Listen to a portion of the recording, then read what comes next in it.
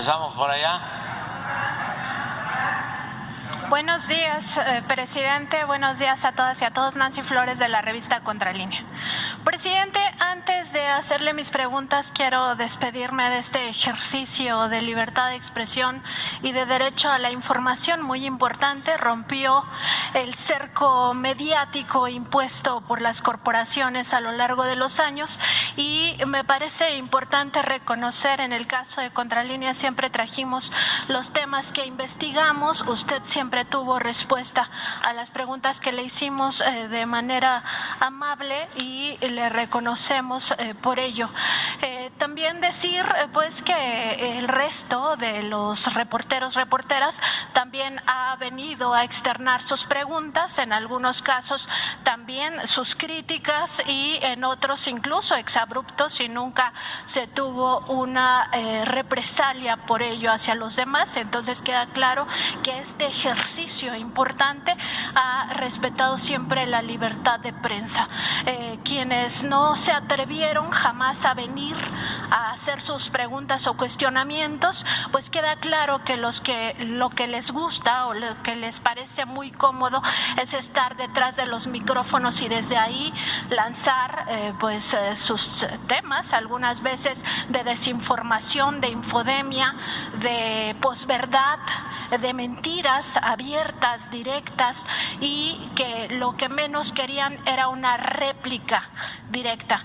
En ese contexto, pues reconocer la importancia de este ejercicio que fue la conferencia matutina, no solo para la prensa, sino sobre todo para el pueblo de México, y que seguramente desde las ciencias sociales, desde las ciencias de la comunicación, se va a estudiar por lo que significa haber roto ese cerco mediático, además en torno a su figura, que ya todo el mundo lo conocemos. Y ahora sí le hago mis preguntas, presidente. En la revista Contralínea conservamos un archivo que se podría decir histórico desde el punto de vista periodístico, y tenemos 3 expedientes importantes para la memoria del pueblo de México, y que se habla justamente de esta memoria y tiene que ver con el expresidente Ernesto Zedillo. En días pasados, y a propósito de que él mismo alzó la mano, ¿no?, al salir de su silencio, usted recordaba en conferencias pasadas, presidente, que es el autor del mayor latrocinio que ha vivido nuestro país, que es el Fobaproa, y también recordaba 2 de las masacres que se cometieron en su sexenio, la de Aguas Blancas y la de Acteal. Habría que agregar también las masacres del Charco y el Bosque, que no se nos olvide también para la memoria.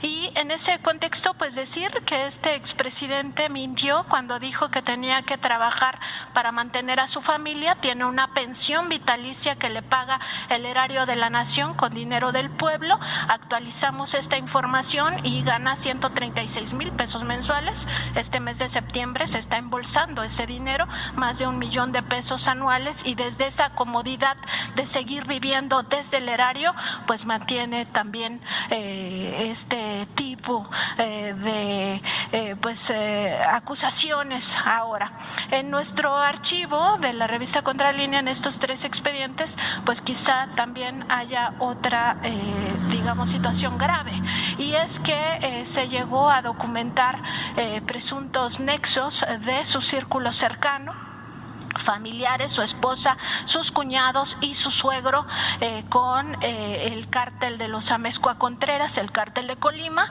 y en otro expediente de su entonces secretario particular, Líbano Sáenz, con el cártel de Amado Carrillo, el cártel de Juárez. Estos 3 expedientes documentan que de forma indirecta se tuvo esta información. Primero fue pinchando los teléfonos del cártel de los Amezcua Contreras, y ahí surgieron conversaciones con este primer círculo familiar de Ernesto Zedillo. Y en el segundo caso se estaba investigando a un militar desertor que se había sumado a las filas de Amado Carrillo, y ahí se obtiene una declaración de este militar donde se señala que Líbano Sáenz le había dado dinero el cártel de Amado Carrillo le había dado dinero a Líbano Sáenz días en el periodo de campaña, a pesar de que fue una campaña muy breve, la de Ernesto Zedillo. Todo esto viene con la importancia del momento para recordar quién fue este personaje, pero sobre todo porque los tres investigadores principales tuvieron represalias. Uno de ellos fue asesinado, otro fue exiliado y otro más fue encarcelado de por vida hasta su muerte. Entonces, preguntarle, presidente, pues sobre esta hipocresía de Ernesto Zedillo de pues al final venir a decirnos que estamos entrando a una dictadura y que esto ya no es democracia y que a él no le convence y no le gusta lo que está pasando en México, por favor. Bueno, yo creo que se debe de comprender que estamos llevando a cabo una transformación. Eso fue lo que nos propusimos.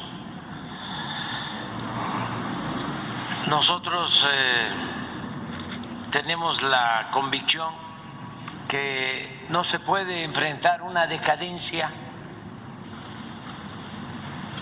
que era lo que se padecía en México.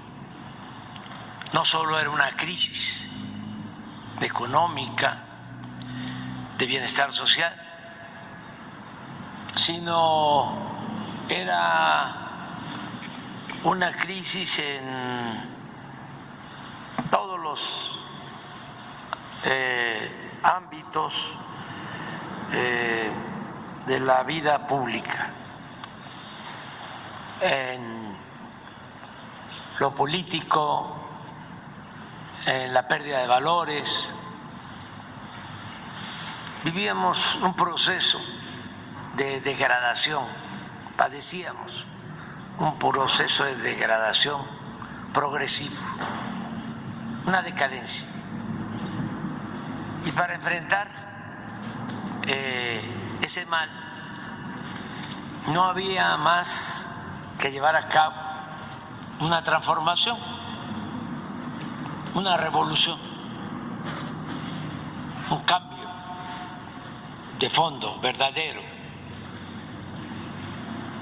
Pero teníamos que hacerlo, como afortunadamente se ha logrado, de manera pacífica, porque las tres transformaciones anteriores que han habido se tuvieron que hacer con las armas: la independencia, la reforma, la revolución. No lo querían así